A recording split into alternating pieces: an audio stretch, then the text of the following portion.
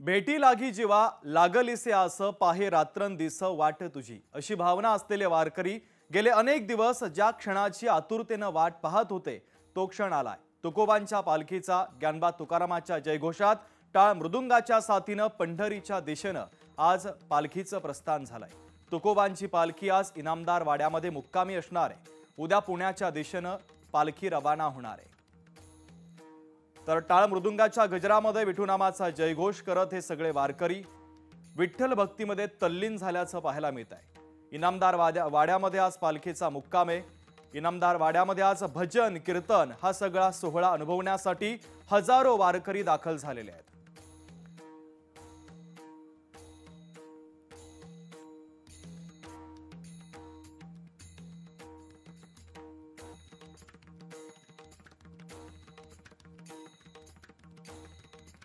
तर तुकोबांच्या पालखीचा आज इनामदार वाड्यामध्ये मुक्काम आहे। इनामदार वाड्यामध्ये कसं वातावरण आहे हे जाणून घेण्यासाठी थेट जातोय इनामदार वाड्यामध्ये आमचे प्रतिनिधी अमोल धर्माधिकारी यांच्याकडे। अमोल,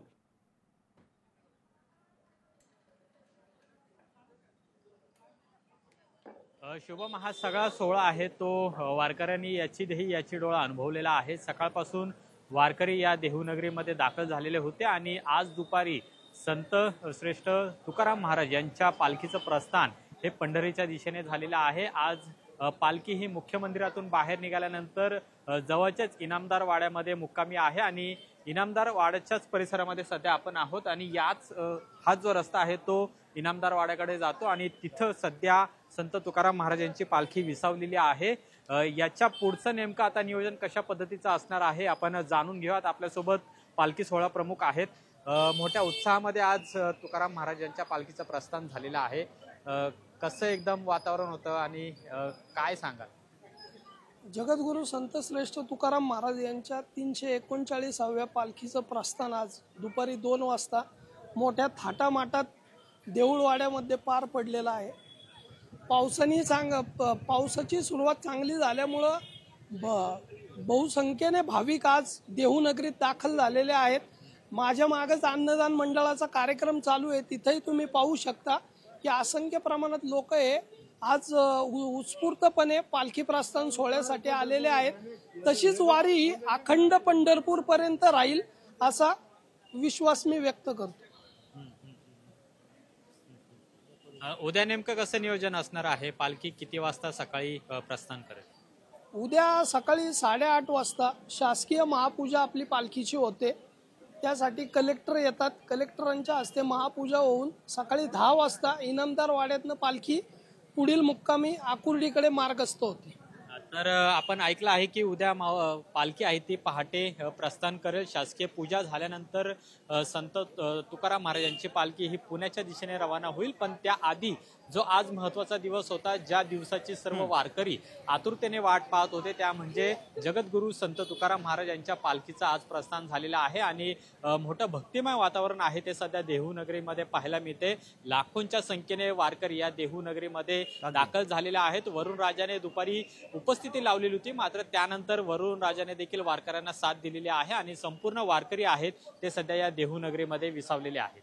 अगदी अमोल, एकंदरीतच देहूनगरीतला हा सगळा आढावा तुम्ही घेतला। रामकृष्ण हरी, धन्यवाद। धन्य देहू गाव पुण्यभूमी ठाव तिथे नांदे देव पांडुरंग अशा देहूतून संत तुकोबांची पालखी सावळा विठोरायाच्या भेटीसाठी पंढरीच्या दिशेने मार्गस्थ झाली आहे।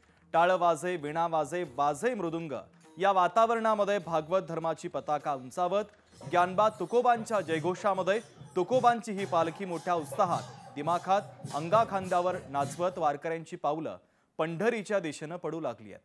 आज या पालखीचा तुकोबांच्या आजोळी अर्थात इनामदार वाड्यामध्ये मुक्काम असून उद्या ही पालखी पुण्यनगरी मार्गे पंढरीची वाट धरणार आहे।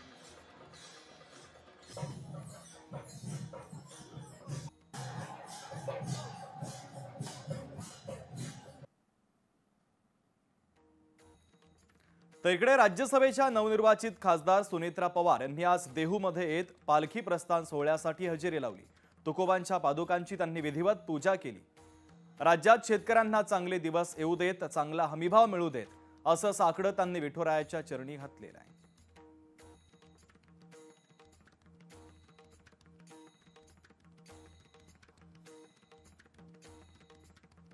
गेल्या अनेक वर्षापासून मी ह्या पालखी प्रस्थानासाठी उपस्थित राहत आलेली आहे. यावर्षी सुद्धा मंदिर ट्रस्टने मला इथे आवर्जून आमंत्रण दिलं आणि मी या पालखी सोहळ्यासाठी उपस्थित राहिले. पहिल्यांदाच खासदार म्हणून इथे उपस्थित राहिलेली आहे. ही माझ्या मतदार जनतेने आणि माझ्या पक्षाने मोठी जबाबदारी दिलेली आहे. जनतेची सेवा करण्याचा मोठा प्लॅटफॉर्म दिलेला आहे आणि नक्कीच मी माझ्या कामातून जनतेची सेवा करून नक्कीच मी माझी भूमिका चांगल्या पद्धतीने पार पाडण्यासाठी मी देवाजवळ प्रार्थना केलेली आहे. एकीकडे विठुनामाचा जयघोष करत दिंड्या पंढरीच्या दिशेने मार्गस्थ होतात, त्यातच सरकारनं आता पारंपरिक मुख्य दिंड्यांना मदतीचा हात दिलाय. आज मांडलेल्या अर्थसंकल्पामध्ये या दिंड्यांसाठी सरकारनं प्रतिदिंडी 20,000चं अर्थसहाय्य हे जाहीर केल्याची घोषणा अर्थमंत्री अजित पवारांनी केली. तसंच निर्मल वारीसाठी 36 कोटींचा निधी देखील देण्यात आलेला आहे आणि वारकरी बांधवांसाठी मुख्यमंत्री वारकरी संप्रदाय महामंडळ देखील सरकारनं घोषित केलाय. आपल्या परंपरेची पताका खांद्यावर घेऊन जाणाऱ्या लाखो वारकऱ्यांविषयी कृतज्ञता म्हणून सरकारने या वर्षापासून प्रतिदिंडी 20,000 रुपये निधी देण्याचा निर्णय घेतला आहे. निर्मल वारीसाठी 36 कोटी 71 लाख रुपयांचा निधी उपलब्ध करून दिला आहे. मुख्यमंत्री वैद्यकीय सहाय्यता कक्षाच्या माध्यमातून देहू, आळंदी ते पंढरपूर या दोन्ही मुख्य पालखी मार्गावरील सर्व वारकऱ्यांची आरोग्य तपासणी केली जाणार आहे. आवश्यकतेनुसार मोफत औषधोपचार देखील केले जाणार आहेत. 339 हा पालखी सोहळा आहे. या प्रस्थानच्या दिवशी बजेट आहे आणि त्याचं संत तुकाराम महाराज संस्थान त्याचं दादांचं सहर्ष स्वागत करत आहे. ज्यांनी हा निर्णय घेतलेला दादांनी त्याचं संत तुकाराम महाराज त्याचं स्वागत करत आहे. टाळ मृदुंगाचा गजर, हातामध्ये झेंडा, पखवाजाच्या आवाजानं देहू नगरी आता भक्तिमय झाल्याचं पाहायला मिळतंय. आज संत तुकाराम महाराज यांच्या प्रस्थान सोहळ्यामध्ये वारकऱ्यांनी खेळ खेळत, फुगडी खेळत आणि टाळ मृदुंगाच्या गजरामध्ये न्हाऊन निघालेत. आणि याचा आढावा घेतला आमचे प्रतिनिधी अमोल धर्माधिकारी यांनी. आपण पाहूयात. रामकृष्ण हरी माऊली जगद्गुरू संत तुकाराम महाराज यांच्या पालखीचं प्रस्थान आता झालेलं आहे आणि थेट दृश्य आपण पाहतोय की टाळ मृदुंगाचा गजर आहे तो आपल्याला ऐकायला पाहायला मिळतोय. खेळ वारकऱ्यांकडून खेळले जात आहेत.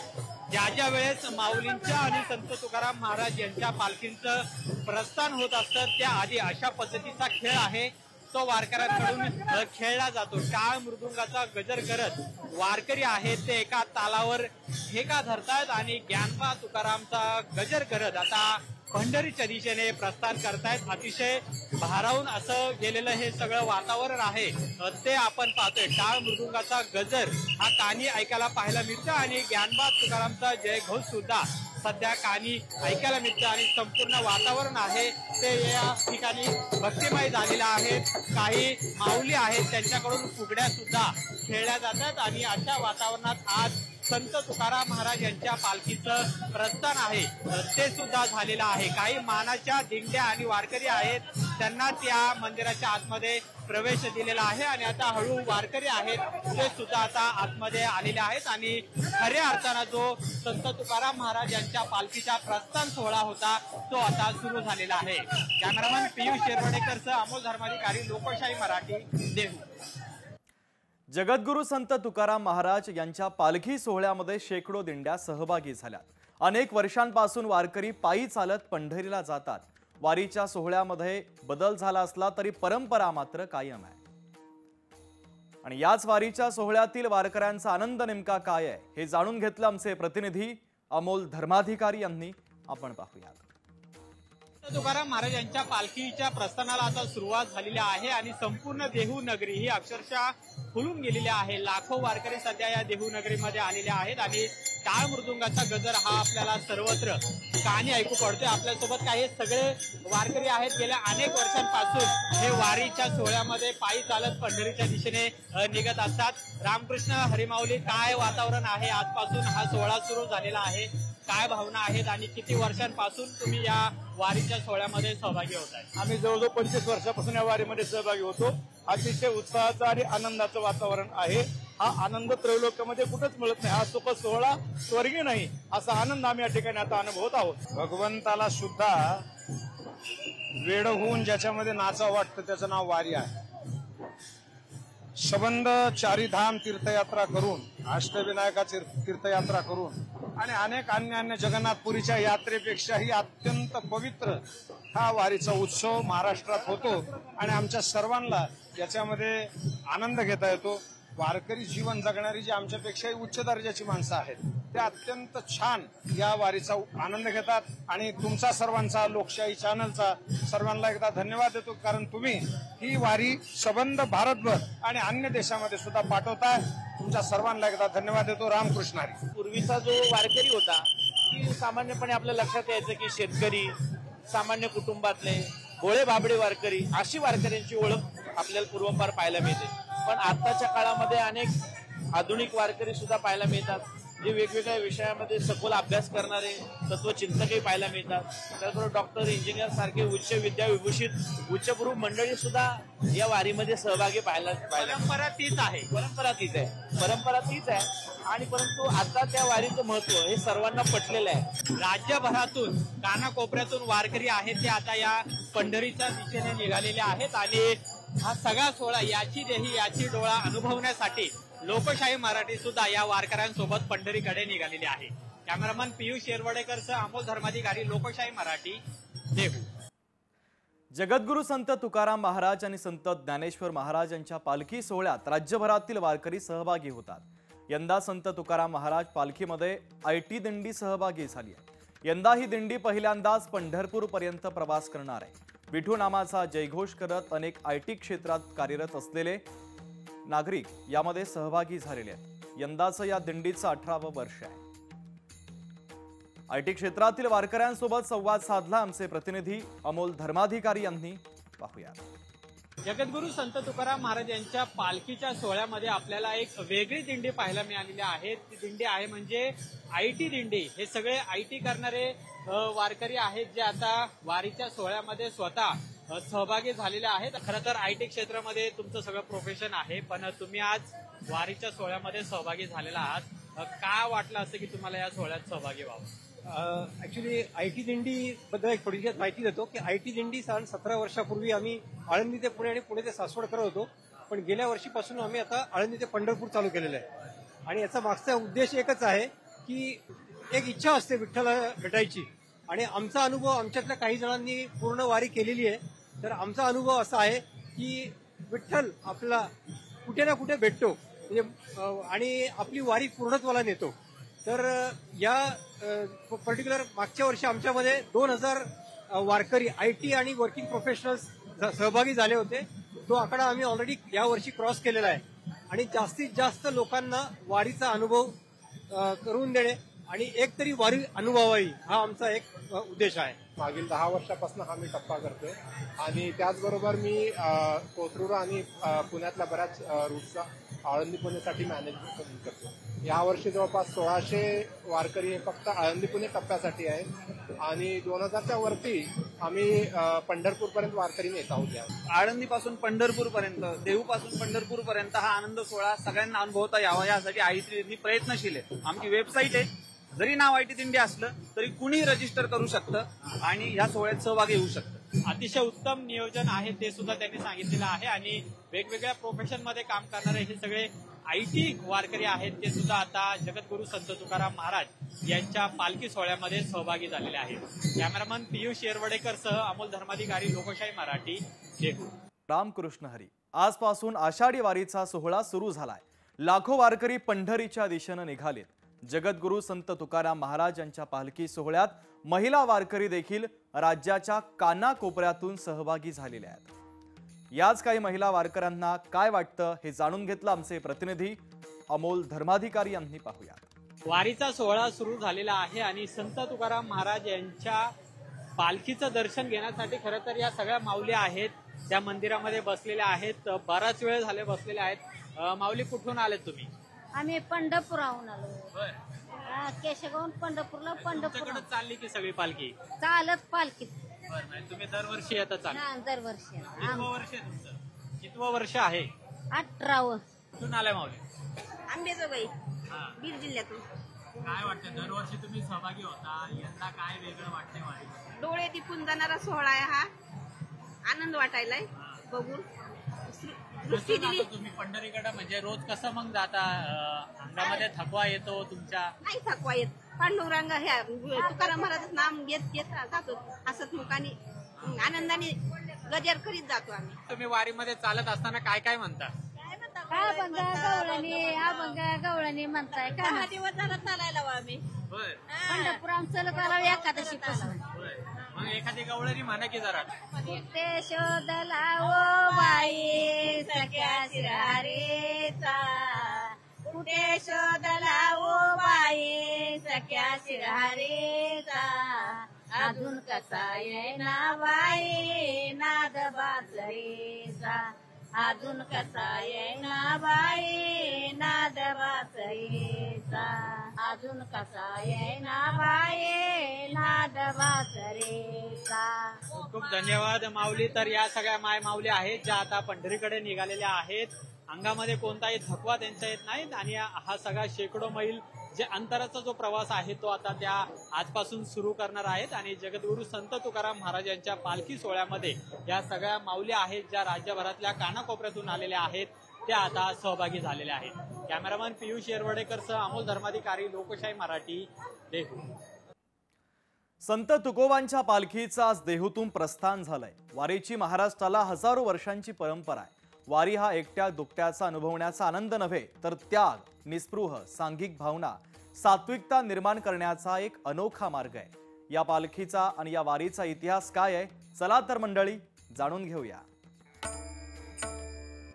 पंढरीची वारी एकट्यानं नव्हे तर सामूहिकपणे करण्याची वारी आहे. कारण इथं वैयक्तिक नाही तर सामूहिक भक्तीला विशेष महत्व. ही वारी कशी करायची तर ही वारी अभंगात तल्लीन होत भक्ती रसात नाहून करायची.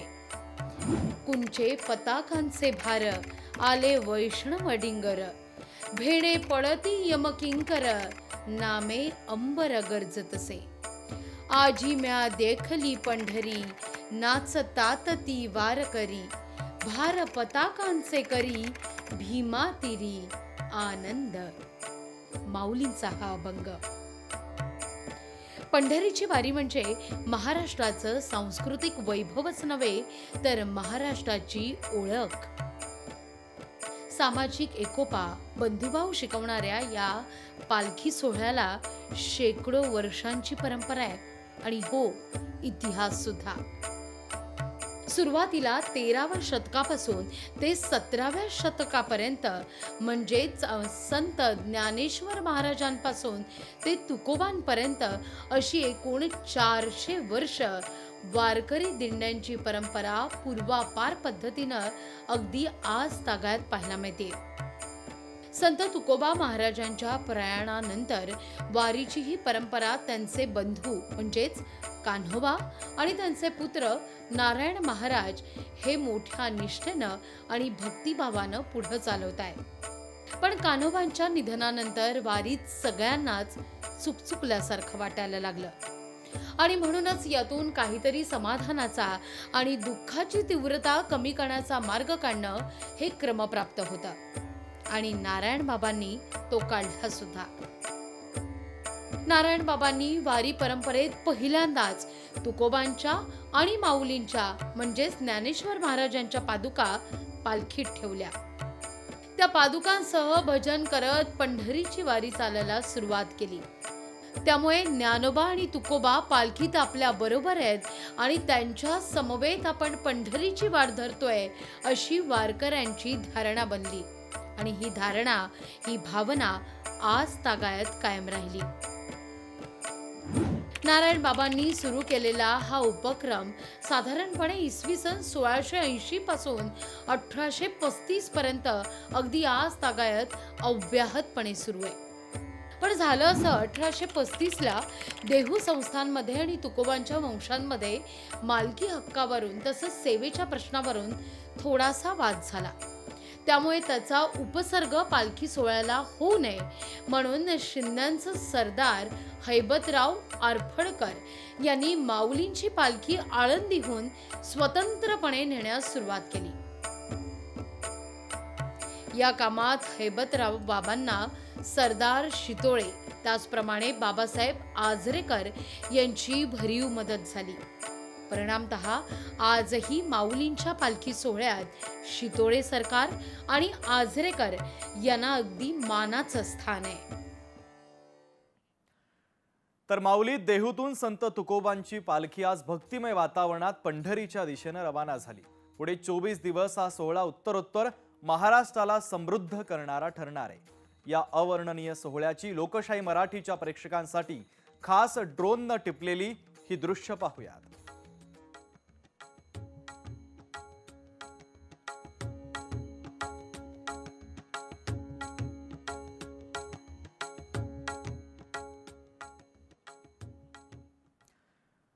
चला तर माऊली भेटला विठ्ठल मध्ये आता वेळ झाली इथंच थांबण्याची। उद्या आळंदीतून माऊलींची पालखी पंढरीच्या दिशेने मार्गस्थ होणार आहे। हाही सोहळा तुमच्या भेटीला घेऊन येणार आहोतच।